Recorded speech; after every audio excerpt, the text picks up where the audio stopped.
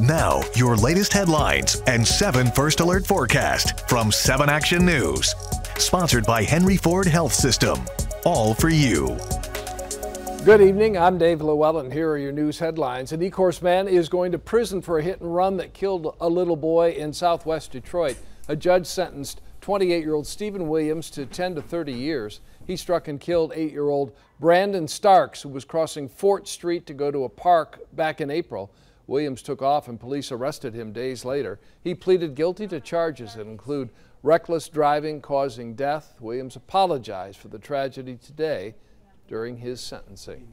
A teenager is charged with carjacking and armed robbery at a Planet Fitness. Troy police arrested Markel Williams of Detroit, who's 18. He's charged with a crime that happened September 12th in the parking lot of the gym located on John R. Investigators say a man and a woman were leaving the gym that night when Williams pulled a gun and stole their wallets, keys, and one of their cars. Williams is locked up in the Oakland County Jail on a cash bond of $500,000.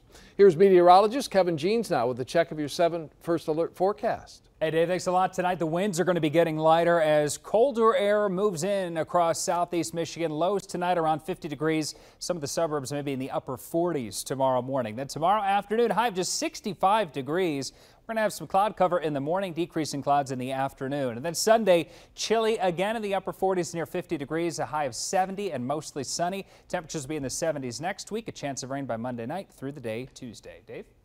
Spirit of Detroit turned 60 today, so this afternoon was all about honoring the Motor City icon. The Detroit-Wayne Joint Building Authority held the party inside and outside the Coleman A. Young Municipal Center.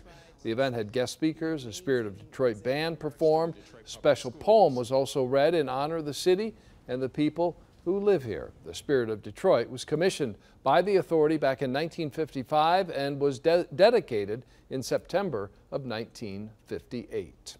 Those are your 7 Action News headlines. Those stories and more, you'll find them on our website, WXYZ.com, and on our app.